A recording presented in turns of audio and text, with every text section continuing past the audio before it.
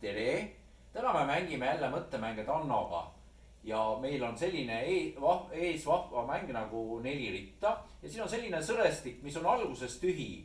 Ja siis hakatakse panema kordamööda valgeid ja musti nuppe ja võidab mängija, kes esimesena saab 4 nupust koosneva rea kas ülevalt alla, vasakult paremale või ka diagonaalis.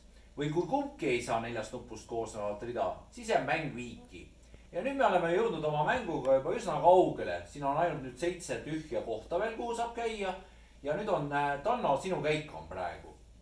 Vaatame, kas kummalgi meist õnnestub see mäng võita või jääb viiki, mis siin saab. Nii, sinu käik, palun.